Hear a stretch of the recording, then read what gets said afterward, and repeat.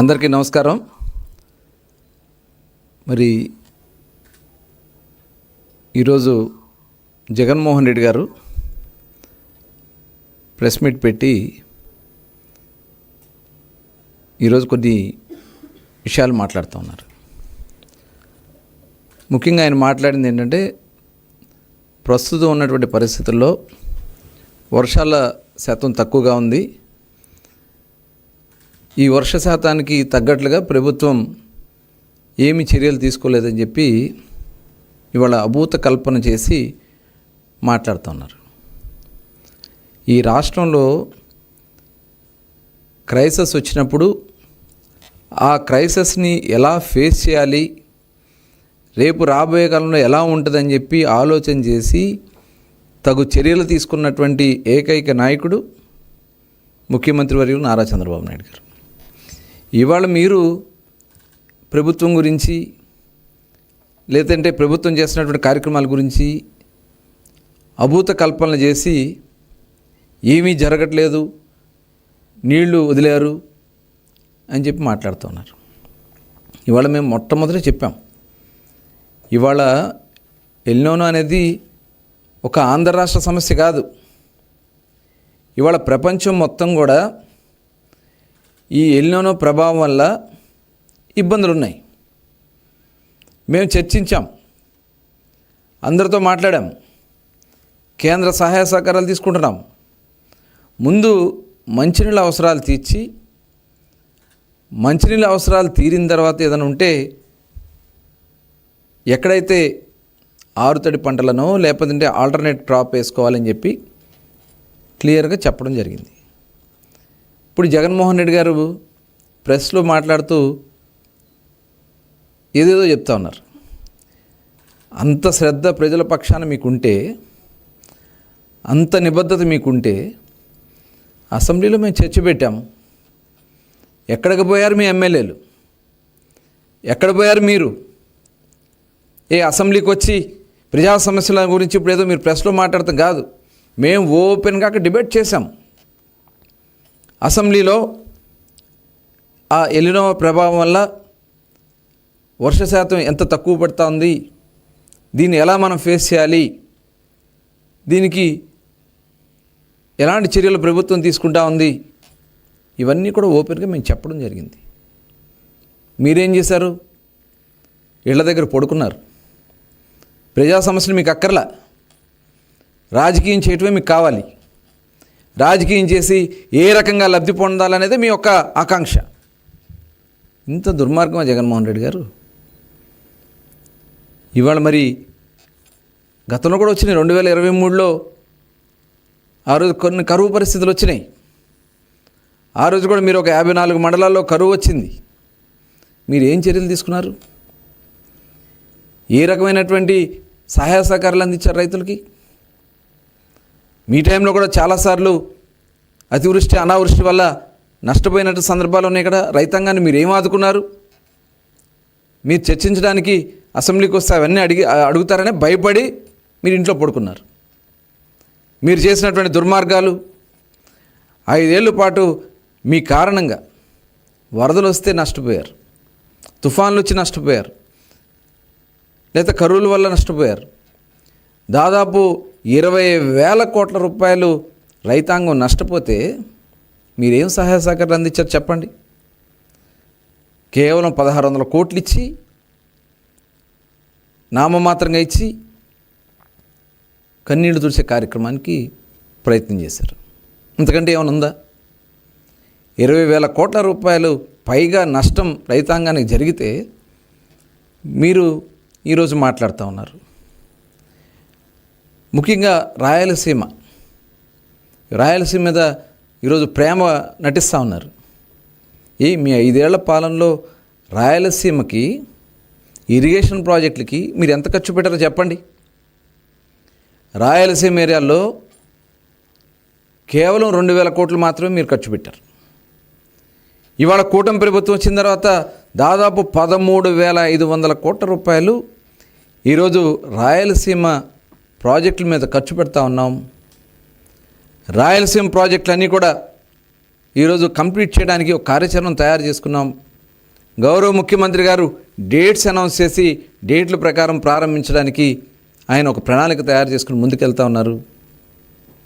ఇవాళ మీరు ఆ రోజున మీరు మాట్లాడారు, పట్టిసీమ గురించి అవహేళన చేశారు. ఆ రోజు పట్టిసీమ దండగన్నారు.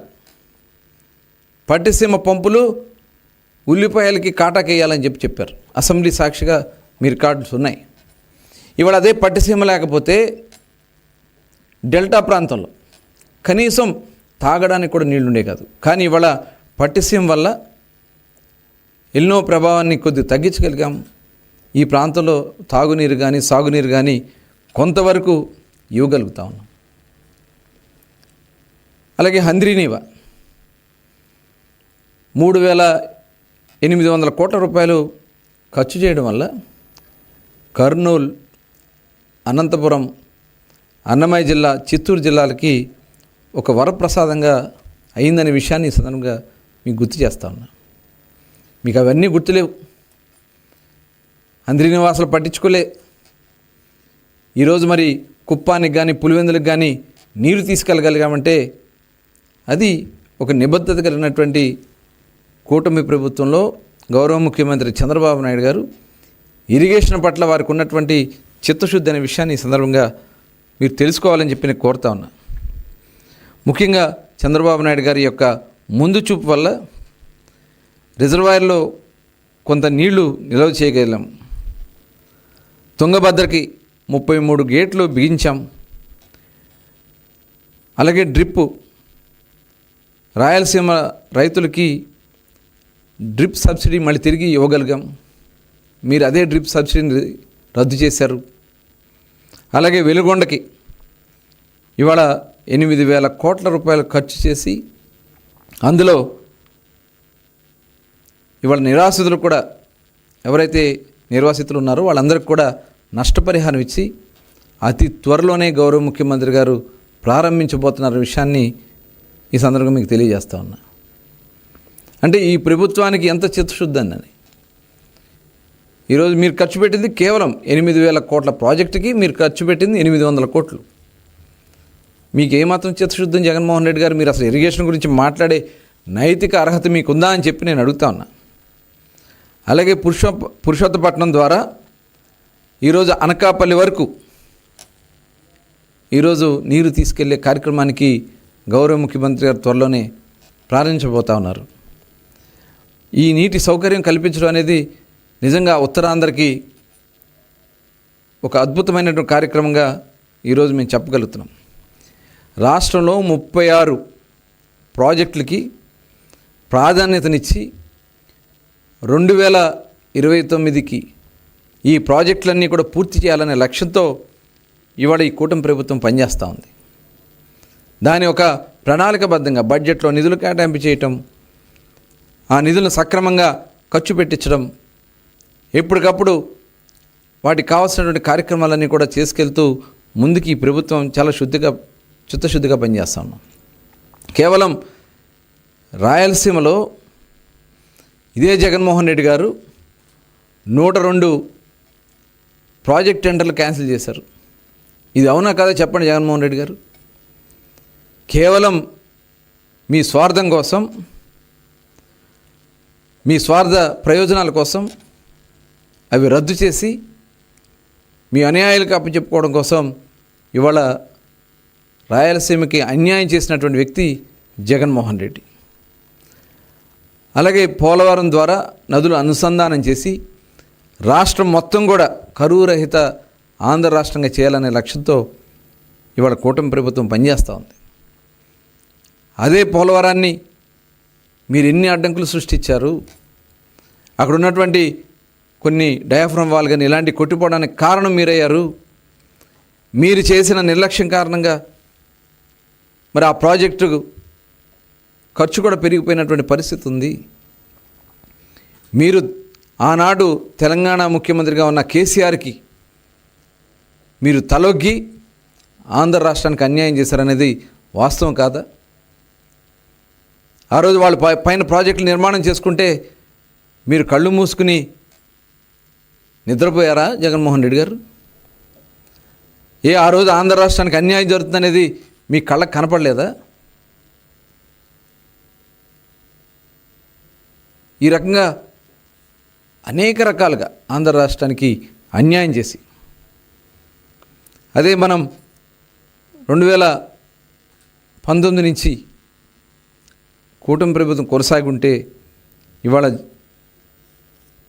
ఆంధ్ర రాష్ట్రంలో సస్యశ్యామలంగా ఉండేది. దురదృష్టం మీ వల్ల మరి ఈరోజు ప్రాజెక్టులన్నీ కూడా దెబ్బతిన్నాయి. ఇవాళ కరువు వచ్చినా కూడా మనం నిజంగా మనకున్నటువంటి ఆ రోజు చంద్రబాబు నాయుడు గారి ఆలోచనకి తగ్గట్టుగా ఆ ఇరిగేషన్ ప్రాజెక్టులన్నీ మరి కంప్లీట్ అయి ఉంటే మనకి ఎంత కరువు వచ్చినా కూడా ఇబ్బంది వచ్చి ఉండేది కాదు. అందుకనే ఒక ప్రణాళికాబద్ధంగా ఇవన్నీ కూడా పూర్తి చేస్తున్నాం. మరి మీ నిర్లక్ష్యం కారణంగా అన్నమయ్య ప్రాజెక్టులో మీ ఇసుక దోపిడీకి గేట్లు కొట్టుకుపోతే 39 మంది చనిపోయారే. ఎక్కడికి పోయారు మీరంతా? మీరు దాని గురించి మాట్లాడగలరా? మీ దోపిడీకి, మీ దాహానికి ఈ ఆంధ్ర రాష్ట్రంలో ఇరిగేషన్ ప్రాజెక్టులన్నీ కూడా బలైపోయినాయి. ఇవాళ పంటల బీమా గురించి మాట్లాడుతూ ఉన్నారు. పంటల బీమా గురించి మీరు చేసిందే కదా. ఆ రోజు ప్రధానమంత్రి ఫసల్ బీమా యోజన కింద మీరు 1900 కోట్ల రూపాయలు బకాయిలు పెట్టడం వల్ల మరి బీమా అవకాశాన్ని ఆంధ్ర రాష్ట్రం కోల్పోతే ఈరోజు మళ్ళీ గౌరవ ముఖ్యమంత్రి గారు తిరిగి ఆ ఫసల్ బీమాని మరి బకాయిలన్నీ కూడా చెల్లించుకుంటూ ఈరోజు మళ్ళీ బీమా రైతాంగాన్ని బీమా చేసే కార్యక్రమానికి ముందుకెళ్తున్నాం. ఈరోజు రైతాంగాన్ని అందరినీ కూడా ఆదుకునే విధంగా కార్యాచరణ చేసుకుంటున్నాం. అలాగే మరి అన్నదాత సుఖీభావ కింద రైతాంగానికి, కౌలు రైతులకి ఈరోజు ప్రతి సంవత్సరం 20,000 రూపాయల చొప్పున వారికి మరి పంటలకి సహాయంగా ఉండేదానికి అవకాశం కల్పిస్తున్నాం. ఈరోజు చూసాం, మొన్న మామిడి రైతులకు ఇబ్బంది వస్తే చిత్తూరు జిల్లా మామిడి రైతులకి అదనంగా డబ్బులు ఇచ్చి మామిడి రైతులు పంట కొన్నాం. గుంటూరు జిల్లాలో మిర్చి రైతులకి ఇబ్బంది వస్తే అక్కడ మిర్చి రైతులకు కూడా మరి డబ్బులు ఇచ్చి వాళ్ళని ఆదుకున్నాం. అలాగే పొగాకు ఇబ్బంది వస్తే పొగాకు రైతులకి అదనంగా డబ్బులు ఇచ్చి ఆదుకున్నాం. అలాగే ఆక్వా రైతులకు ఇబ్బంది వస్తే ప్రభుత్వం చొరవ చూపి మరి ఆక్వా ఫీడ్కి కానీ మరి ఏ రకంగా ఆదుకున్నాం. ఇది ఒక చిత్తశుద్ధి ఉన్నటువంటి ప్రభుత్వం, బాధ్యతాయుతంగా పనిచేసే ప్రభుత్వం.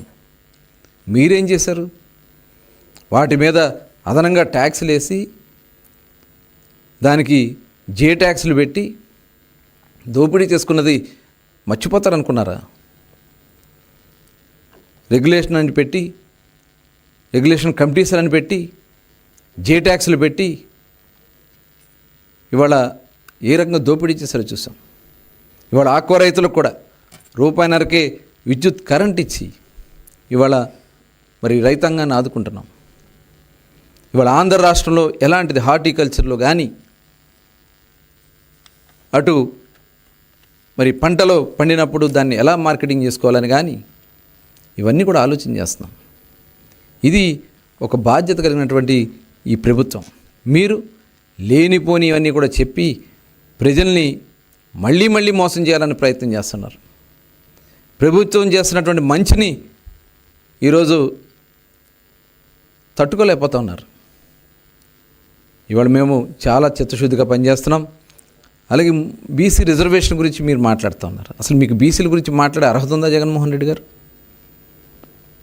బీసీ రిజర్వేషన్ని మీకు అంత చిత్తశుద్ధి ఉన్నట్టయితే మొన్న అసెంబ్లీలో మేము 34% బీసీ రిజర్వేషన్ని మరి ముఖ్యమంత్రి గారు ప్రవేశపెట్టినప్పుడు కనీసం మీరు వచ్చి మద్దతు ఇచ్చారా? అంటే బీసీలు బాగుపడుతూ మీకు నచ్చదు, బీసీలని చూస్తే మీకు కడుపు మంట. మీరు చెప్తా ఉన్నారు నేను మంత్రి పదవులు ఇచ్చానని చెప్పి, వాళ్ళని ఒక బాంఛన్ దొర అని చెప్పి మీ కాళ్ళ దగ్గర కూర్చోపెట్టుకున్న సంగతి ఆంధ్ర రాష్ట్రంలో ఉన్నటువంటి బీసీ సోదరులు మర్చిపోతారనుకున్నారా? వైవి సుబ్బారెడ్డి గారి కాళ్ళ దగ్గర, మరి మంత్రిగా ఉన్న వేణుగోపాల్ని కాళ్ళ దగ్గర పెట్టుకున్నటువంటి సందర్భాన్ని మోకాళ్ళ మీద మోకరిల్లి దండాలు పెట్టించుకున్నారే. కనీసం ఒక్క బీసీ వ్యక్తిని మీరు ఏ రోజన్నా మీ పక్కన కూర్చోబెట్టుకున్నారా?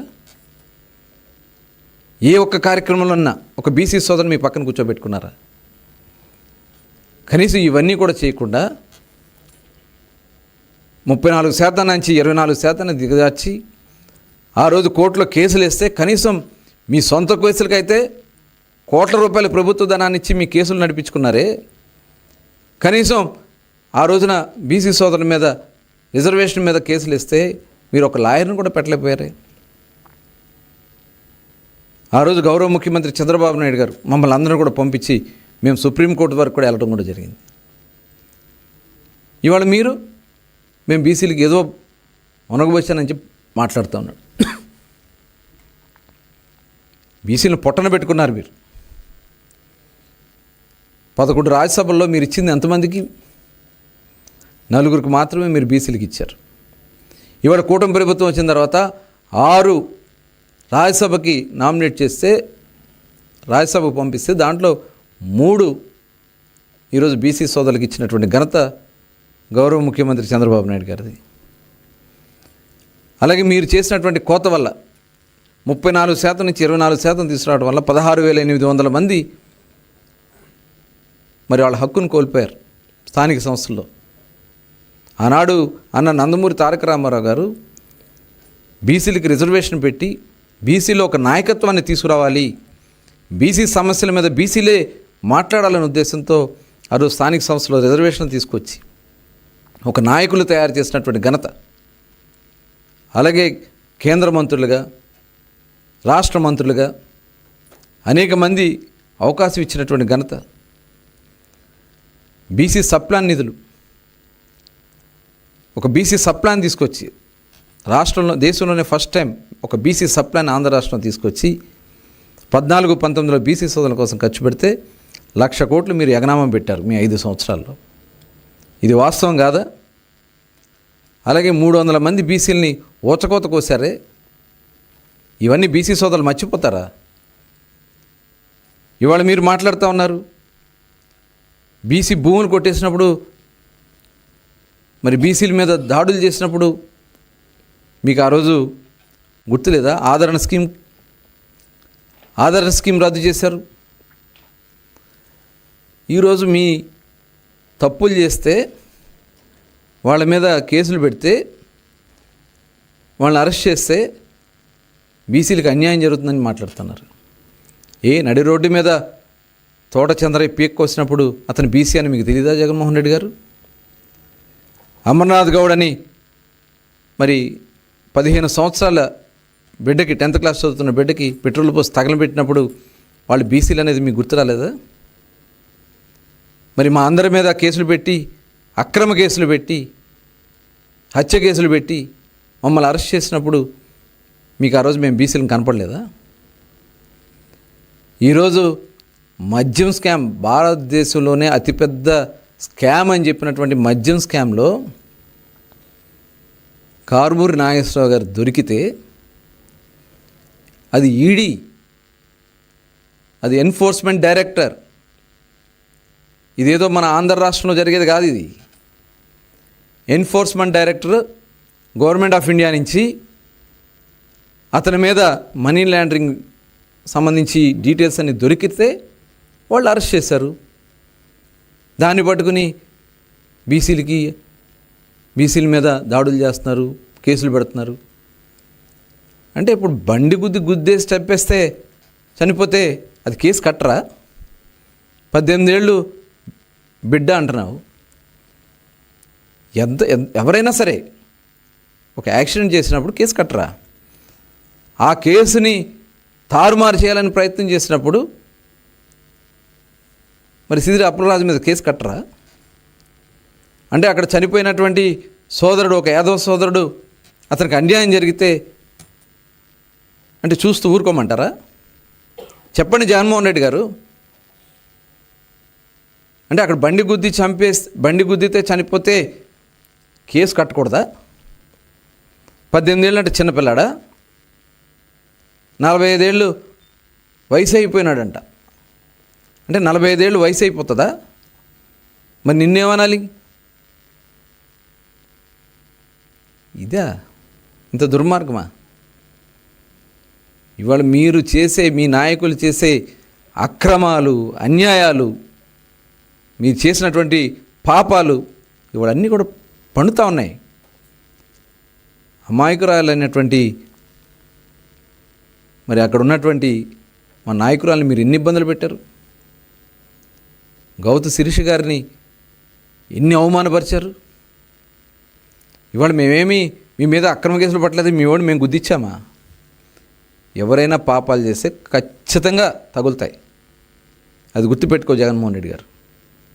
మీ బాబాయ్ హత్య చేసి ఇవాళ ఏదో తాత్కాలికంగా తప్పించుకుని గొడ్డలి పార్టీని అడ్డం పెట్టుకుని మీరు డ్రామాలు ఆడుతూ ఉంటే తప్పకుండా ఆ గొడ్డలికి పాపాలు చేసిన వాళ్ళు బలైపోతారు. ఇది నేచర్ చెప్తా ఉంది, ప్రకృతి ధర్మం. మీరు ఇన్ని చేసి, ఇన్ని తప్పుడు పనులు చేసి ఇవాళ మీరు ఏదేదో తప్పుడు మాటలు మాట్లాడుతూ ఈ రాష్ట్రంలో జరిగినటువంటి, మీరు చేసినటువంటి దుర్మార్గాలు మర్చిపోతారు. 5 సంవత్సరాలు మీ కబంధ హస్తాల్లో రాష్ట్రం నలిగిపోయింది, బలైపోయింది. ఆంధ్ర రాష్ట్ర భవిష్యత్తు బలైపోయింది. 20 సంవత్సరాలు వెనక్కి వెళ్ళిపోయింది. ఇవాళ గంజాయి గురించి మీరు మాట్లాడుతారు. యువతని సర్వనాశనం చేసింది మీరు.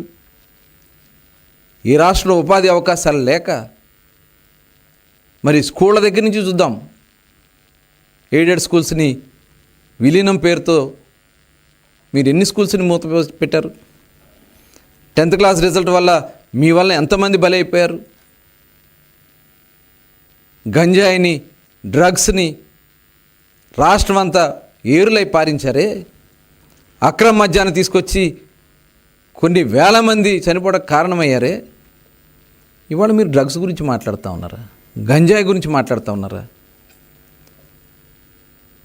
మరి మీ అనంతబాబు ఒక ఎమ్మెల్సీ ఒక హత్య చేస్తే మరి అతను కాపాడటానికి ప్రయత్నించింది మీరు కాదా? గంజాయి మత్తులో మీ ఇంటికి కోతవేడుదూరులో ఆడబిడ్డని మరి మానభంగం చేస్తే మీరేం చేశారు అప్పుడు? ఇవన్నీ ఆంధ్ర రాష్ట్రం మర్చిపోతారనుకుంటున్నారా? మరి మీ శాసనసభ్యుడు, ఆ రోజున కాకినాడ శాసనసభ్యుడు ద్వారంపూడి చంద్రశేఖర్ రెడ్డి ముంద్రా పోర్ట్లో మరి డ్రగ్స్ మూలాలు, కోట్ల రూపాయల డ్రగ్స్ మూలాలు అవన్నీ చెరిపేస్తే చెరిగిపోయాయా? మీ నాయకులు మరి మీ విషపూరిత మద్యం అక్రమాలు ఇవన్నీ కూడా ఒకటొకటి మొత్తం బయటకు వస్తూ ఉన్నాయి. ఎవరూ తప్పించుకోలేరు జగన్మోహన్ రెడ్డి గారు. దగ్గర 3,500 కోట్ల రూపాయల మద్యం స్కామ్ చేసి ఇవాళ సర్వనాశనం చేసి మరి ఇప్పుడు మొన్న అద్దంకి కాన్స్టిట్యున్సీలో జరిగిన ఇష్యూని ఏదో అంటే అక్కడ జరిగినటువంటి ఇన్సిడెంట్కి ఎస్పీ గారు, డిఎస్పీ గారు వాళ్ళు ఇచ్చినటువంటి ఎఫ్ఐఆర్ని ఒక్కొక్క ముక్క కట్ చేసి అక్కడేదో తప్పు జరిగిపోయినట్టుగా చూపించాలని ప్రజెంట్ చేయడానికి చాలా తపన పడ్డావు జగన్మోహన్ రెడ్డి గారు. మేము చాలా స్ట్రిక్ట్గా ఉన్నాం. ఎవరైనా సరే విధులు నిర్వహణలో నిర్లక్ష్యంగా ఉంటే కఠినమైనటువంటి చర్యలు ఉంటాయి. దాని తగ్గట్టుగానే వాళ్ళ మీద యాక్షన్ తీసుకున్నాం, పూర్తి విచారణ చేశాం. కానీ మీకులాగా మీ ఎమ్మెల్యేలను కాపాడుకోవాలను, మీ ఎమ్మెల్సీలు తప్పుడు చేస్తే హత్యలు చేస్తే కాపాడుకోవాలను, మీ సొంత బాబాయిని హత్య చేస్తే మీ సోదరుని కాపాడుకోవాలను, సిబిఐ వస్తే అరెస్ట్కి కనీసం రానకుండా అడ్డం పడినటువంటి సందర్భాలను ఇలా ఎప్పుడు చెయ్యం. ఇవాళ పోలీసులకి గౌరవిస్తాం, కానీ విధులకి ఆటంకం కలిగే విధంగా కానీ, సమాజానికి చెడు జరిగే విధంగా కానీ ఏ అధికారి ప్రవర్తించినా కూడా చాలా సీరియస్గా వ్యవహరిస్తాం. మీరు అవన్నీ కూడా తీసుకొచ్చి డ్రామాలు ఆడిస్తూ ఏదేదో జరిగిపోయిన ఎఫ్ఐఆర్లో వాళ్ళు ఇంటి దగ్గర నుంచి కడుపు నొప్పితో పిలిస్తే వచ్చాడు. దాని తర్వాత ఎందుకు చదవ మ్యాటరు? ఆ 2 లైన్లు చదివితే సరిపోద్దా జగన్మోహన్ రెడ్డి గారు? డిఎస్పీ గారు చెప్పింది ఏంటి? అక్కడ గంజాయి ఒక వ్యక్తి తీసుకెళ్తా ఉంటే అతని మీద రైడ్ చేస్తే అతను తప్పించు పారిపోతా ఉంటే ఆ క్రమంలో జరిగింది. ఎస్పీ గారు ఏం చెప్పారు? విధి నిర్వహణలో నిర్లక్ష్యంగా వేరే వెహికల్ వాడారు కాబట్టి వాళ్ళ మీద చర్యలు తీసుకున్నామని చెప్పి ఆయన చెప్పారు. అంటే ఈ మూడింటిని మీకు అనుకూలంగా మార్చుకుని మాట్లాడే విధానాలు చేయాలంటే అది జరగదు జగన్మోహన్ రెడ్డి గారు. మేమైతే చాలా సీరియస్గా ఉన్నాం. అది ఎవరిని కూడా కాపాడే పరిస్థితి ఉండదు. మీకులాగా సీరియస్గా యాక్షన్ తీసుకుంటాం. గంజాయి కోసమే ఈగలు పెట్టాం. ఈ రాష్ట్రంలో మీరు చేసినటువంటి కొన్ని అక్కడక్కడ వేర్లు ఉన్నాయి, అవి కూడా పెగిలిస్తున్నాం. డెఫినెట్గా ఈ రాష్ట్రంలో అన్ని విధాలు మేము కాపాడుకుంటాం.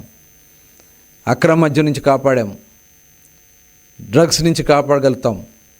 రేపు గంజాయిని కూడా 100% ఆంధ్ర రాష్ట్రం లేకుండా చేసే కార్యక్రమాలే ఇవాళ ఈగల్ టీం పెట్టుకుని ఆ కార్యక్రమాలను కూడా చేస్తున్నాం.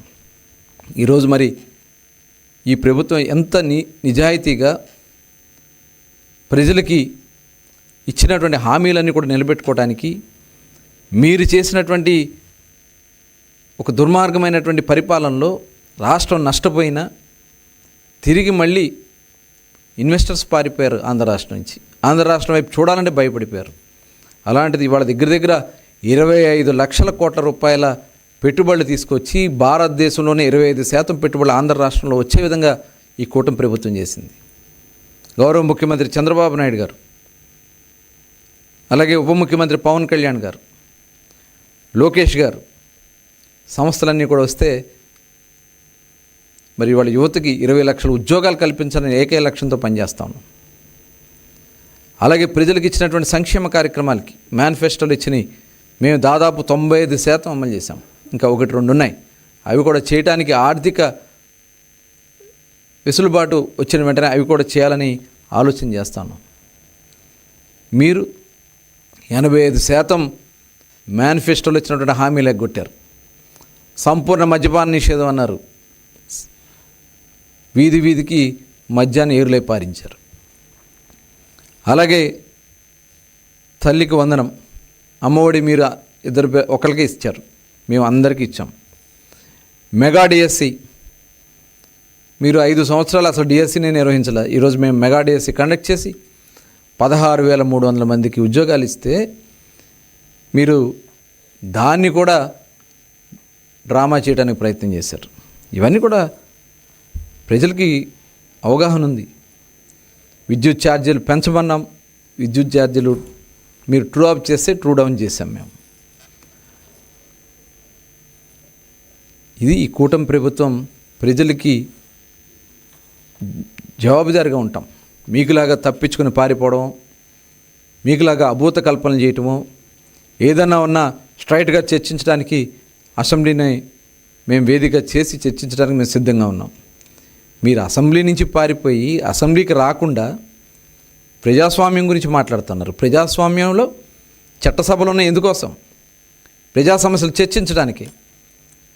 మీకు ప్రజాస్వామ్యం అంటే విలువ లేదు, చట్టాల మీద విలువ లేదు. చివరికి మన స్వతంత్ర దినోత్సవం జెండా ఎగరేయాలనే ఇంగిత జ్ఞానం కూడా మీకు లేదు. మీకు ఎంత ప్రేమ ఉంది దేశం మీద? పసికందులు, పసిబిడ్డలు ఇవాళ మరి ఆగస్టు 15వ తారీఖు ప్రతి ఒక్కరు కూడా వచ్చి జెండా వందనం చేసుకున్నారు. మీరా ఈ దేశం గురించి, ఈ దేశంలో ఉన్నటువంటి ఒక నిబద్ధత గురించి, చట్టసభల గురించి అవగాహన లేనటువంటి ఈ జగన్మోహన్ రెడ్డి రాష్ట్రానికి అవసరం లేదు. ఇవాళ మీరు ప్రెస్ మీట్లు పెట్టి అభూత కల్పనలు చేయాలని ప్రయత్నం చేస్తే ప్రజలు నమ్మరని కూడా ఈ సందర్భంగా తెలియజేస్తూ, ప్రజలకు కావాల్సినటువంటి అన్ని కార్యక్రమాలు చేయడానికి వాళ్ళ ప్రభుత్వం సిద్ధంగా ఉందని చెప్పి తెలియజేసుకుంటూ అందరికీ నమస్కారాలు.